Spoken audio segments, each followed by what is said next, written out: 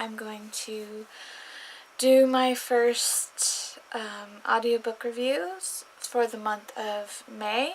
So this is all the audiobooks I've listened to in the past month, which were 3 books: The Woman in White, The House at Riverton, and Second Chance Summer.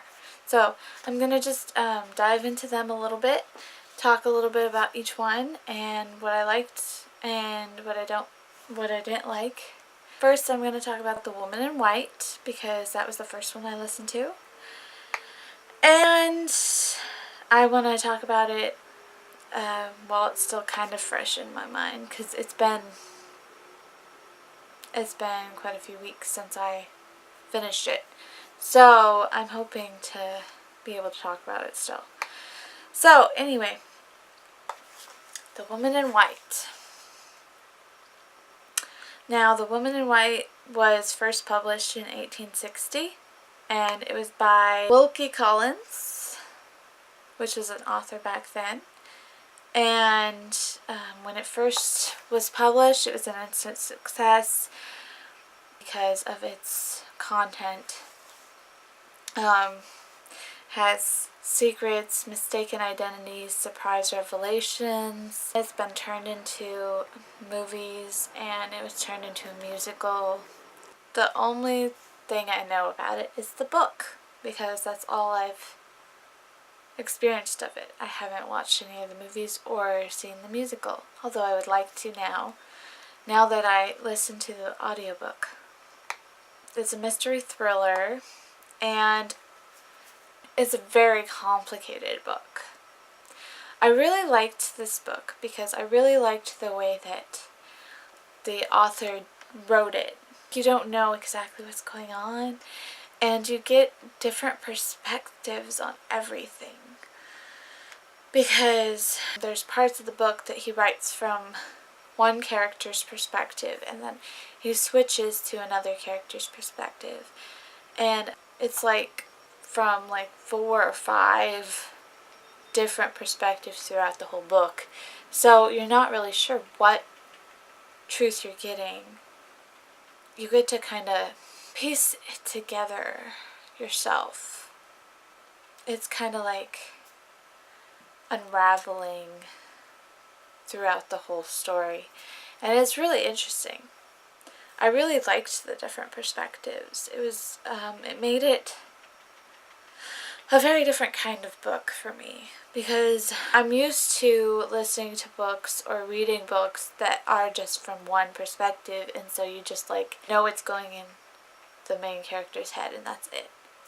But with this book, it's from first person, so they're all written in first person, and it's written kind of like it's a record, because there was a case going on, and so they each submitted part of their record, part of their side for the record, and so that kind of made it really interesting.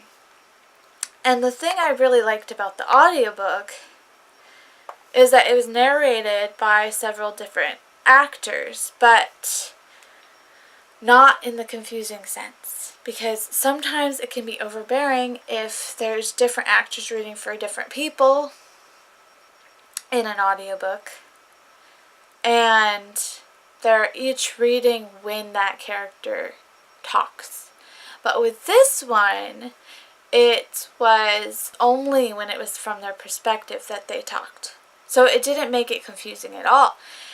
And it really added to it, and each performance was really great. It was read by Roger Rees, Rosalind Landor, who I've listened to before for some of my historical novels, some of my Philippa Gregory novels that I've listened to, she's read, and I really like her voice. She really draws me in, and she's a really good actress, so I really like books narrated by her. And then John Lee and Judy Geeson, and they were all very wonderful. It really made it an interesting book to listen to. So the beginning of the book, like a lot of old novels are. The beginning was a little bit slow, but then once you got past the very beginning, then you got intrigued by what was going on. And so it really pulls you in the rest of the way. And the whole rest of the book is just trying to piece together this mystery of this woman in white and how she's connected to the other characters. Because there's a lot of connections to make. And it was just a really good book. It just pulled you along the whole time. So it really starts when this, I want to say the main character, because he's mostly what the book is about, following him and having him figure it out. But there are parts of the book that he's not in because, it's from different perspectives. But I think he was my favorite character. His name was Walter Hartwright, and it really starts out with him. He's about to get a job as a drawing teacher at this country house in England.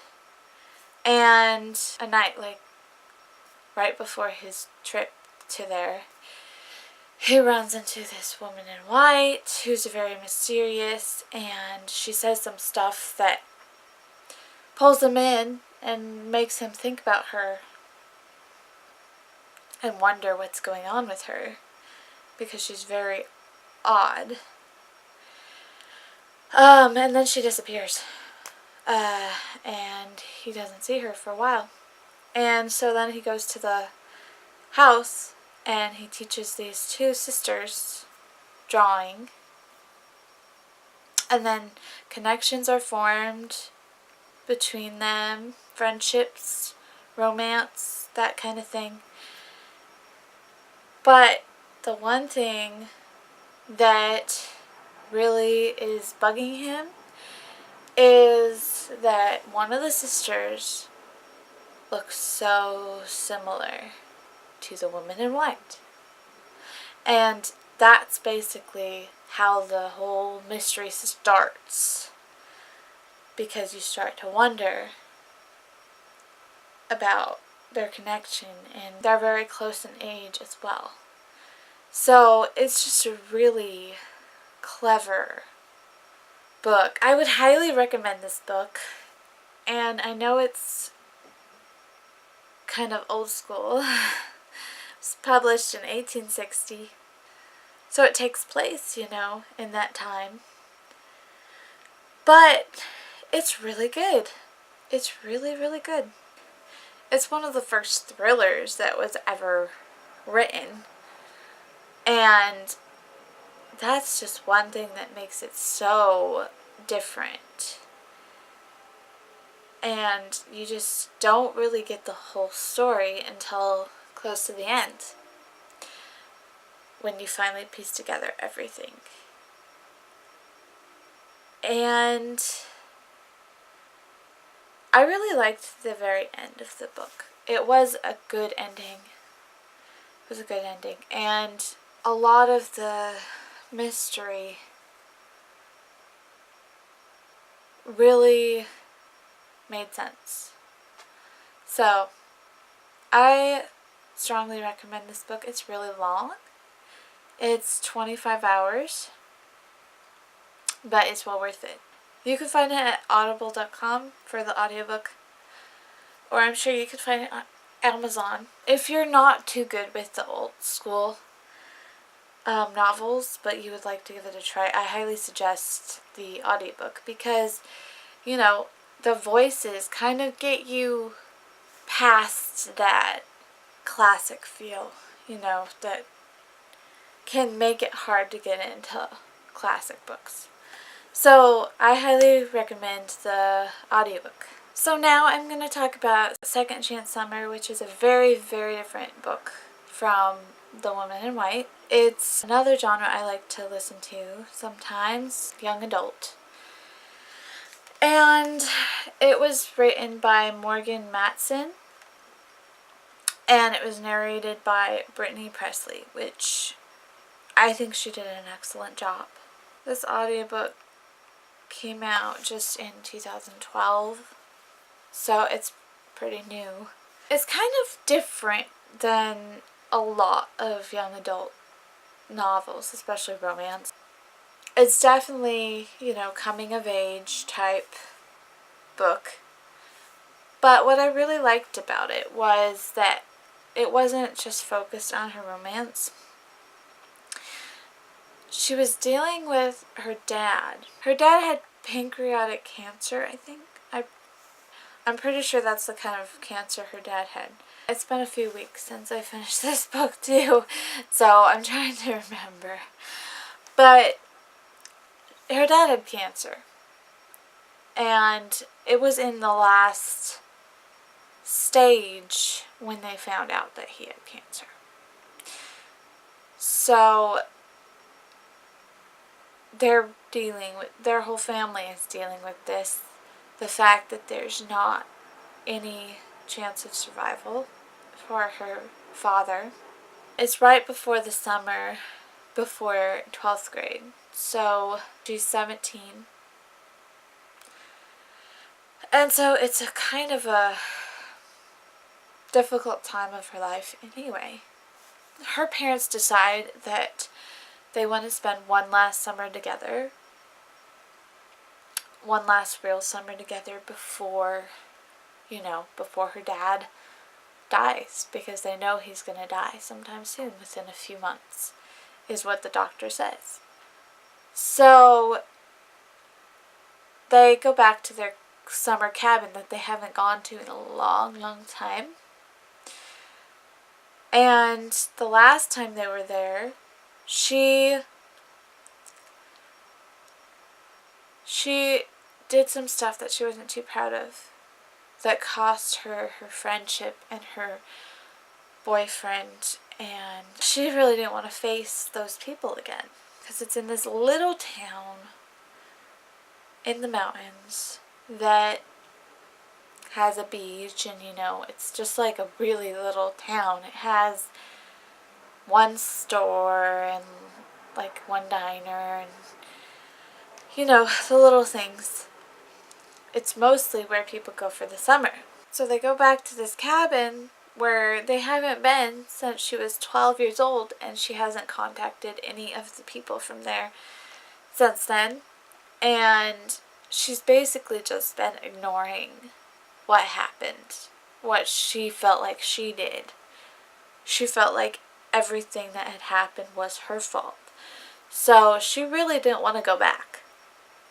But she did, because that was her parents' way of wanting to spend the last summer together before her dad dies. So she's dealing with that. She's dealing with the drama before her dad dies. The kids don't know what to do around him. She has one older brother and one younger sister. Her sister is 12, the same age that she was when they last were at the summer house. And her brother is 19. So they're all dealing with this. And before this happened, they weren't that close. Her and her siblings didn't really talk at all. They kind of were just like separate people, just living together. But throughout the book, they get closer, and her dad gets closer to each of them. In addition to her dealing with that, her ex-boyfriend from when she was 12 is there as well, and she has to face him a lot of the time. And of course there's a romance that develops. But I think it's a really sweet romance. It's really cute, and he kind of helps her deal with her dad. The one thing that I do not like in this book is that it does the usual thing where, since they get together way before the ending of course the author has to break them up at some point before they get back together. So that's the one thing I don't like. I don't think that needed to happen.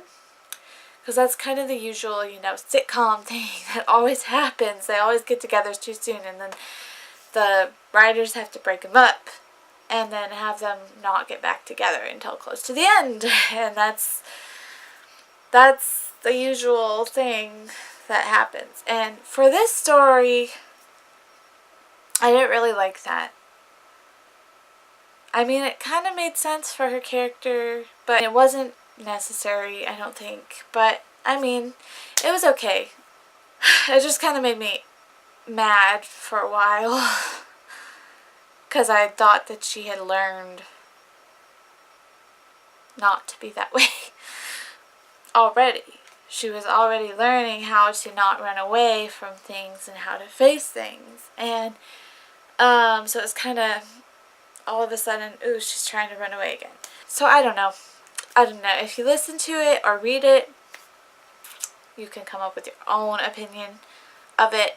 I mean, that's all I'm just saying that that's how I feel. So I think it was a really good book. A really different kind of young adult book. Because it really had good character. And she was really dealing with her dad's death and her dad's sickness, and also trying to get over the guilt of what happened when she was last at the summer house. It's pretty short. It's only 10 hours. So I'd say give it a try if you're into young adult. Or even if you're not and it sounds interesting, give it a try. It was a little bit hard for me to get into the beginning, just because I had no idea what was going on and I did not know the characters at all. And it took me a long time to get attached to her. Parts of it were very, very sad and made me tear up, because it is dealing with a terminal illness. So, and their whole family is dealing with it. So it is kind of a hard book at some parts, but I think that's a good thing. So if you like drama, you like dealing with hard issues, then it's a good book for you to try. So the audiobook is at audible.com, and I'm sure you can find the novel somewhere, probably at Amazon. Now I'm going to talk about the most recent book that I finished, The House at Riverton, otherwise known as The Shifting Fog. I think in Britain it's known as The Shifting Fog. I think that's the British title. It's written by Kate Morton and it's narrated by Caroline Lee, who I must say was excellent. And I think I've heard some of her work before too. It was published in 2006, so it's pretty recent. The one thing that I really liked about this book that made it very different is that part of it took place between 1914 and 1924. And then part of it took place in 1999, when the main character was 98. So it's very different in that way, because part of it is from the point of view of a really old lady, which is kind of an interesting take on it. So what happens is that in 1924, there's a scandal because this poet supposedly commits suicide at a summer party, at a summer country house party. And two sisters witness his death. So there's that whole scandal, that whole mystery of what really happened, and it's kind of, it made it was a big deal back when it first happened. That was a big deal. And then ever since then, it's been kind of like a big deal. It kind of made that house a landmark of some sort. It kind of made it a historical landmark. You know, people go there to get tours and see where he died and that kind of thing. So in 1999, there's this filmmaker who wants to make a movie about it because the mystery has always thrilled her. She's always wondered about what really happened, and she's always kind of let her imagination go with it. And so this filmmaker comes and wants to visit Grace. Grace is the main character, and she was not one of the sisters. She was actually a lady's maid to one of the sisters when this happened. So she was in service, and that's the other thing that I really liked about this book, is that it wasn't written from the perspective of one of the privileged, you know, like most books are written from, you know, the more privileged people.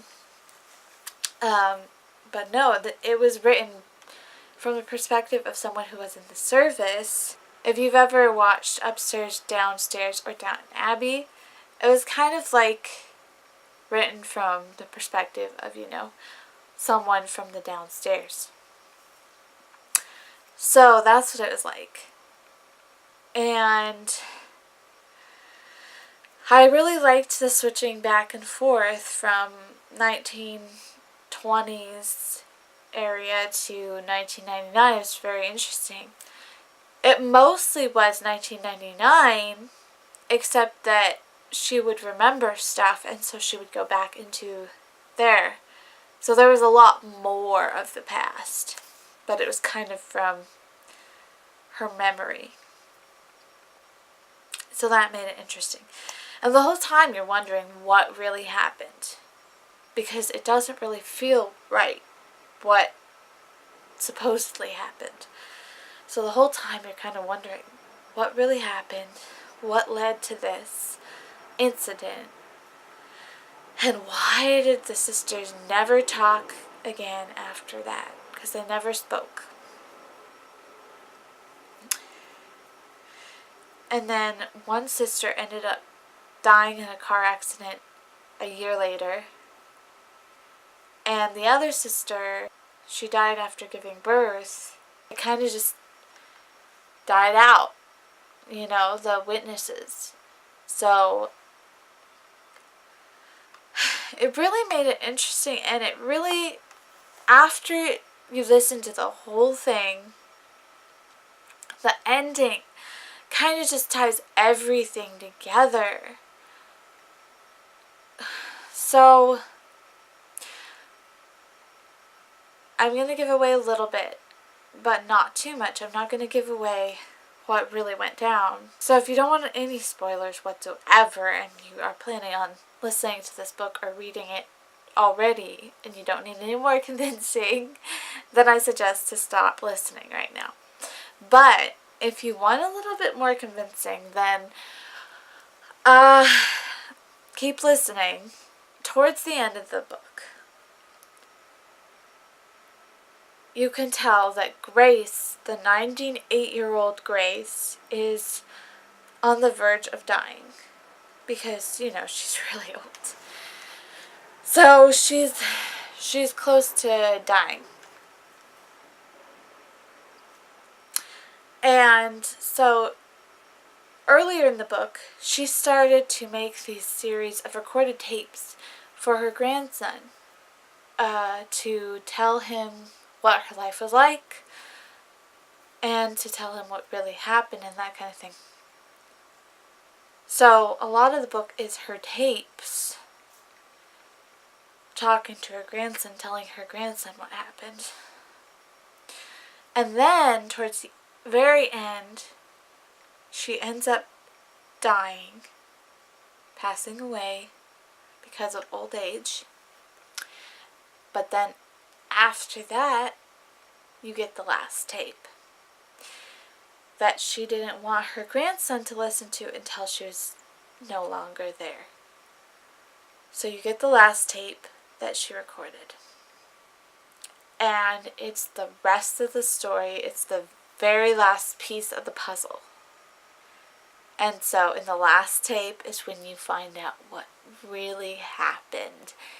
And that's when you realize how every little thing that she chose to do, that the sisters chose to do, every little thing that everyone did tied together to cause this incident. So everything that everyone decided to do is tied together to lead to the incident. And it really makes you think about how the littlest decision you make could change the course of history. So it kind of puts things into perspective, and that's one thing I really liked about this book, but the ending is kind of depressing. Her death towards the end is not that depressing because, she's old and she's dying of old age, and that's a good way to die. Plus, you know that she had a very fulfilling life after the incident. You know all the wonderful stuff she went on to do. That part's kind of happy, her death. But when you find out what really happened at the lake in 1924 and how every little thing led to it, it's kind of depressing. But I think I did like it. I think I did like the end. I really recommend it. It's the kind of book that leaves you thinking for the next few days about it. I mean, I finished it like 4 or 5 days ago. And I'm still thinking about the end and how clever the author was to piece things together so early. It's like everything is planned out. Everything is every little detail you've got to pay attention to. A lot of it is about the First World War and how that affected all the men that went, and I loved it way more than I thought I would. I didn't know I would love it so much. I kind of just tried it, well, it sounds kind of interesting, and I kind of need something to put me to sleep, so I'm going to listen to this book. But this book was really good, so I highly recommend it. And the performance that Caroline Lee does is really, really wonderful too. So I highly recommend the audiobook, especially if you are like me and it's harder for you to actually read like kind of a little bit slower pace book. It's a little bit slow paced in some parts, just a warning, but I do recommend it. It's very fantastic. So the audiobook you can get from Audible, of course, that's where I always go. And the actual novel you could probably get from Amazon. So that's my monthly audiobook review for the month of May. So stay tuned for an audiobook review next month, and thanks for watching.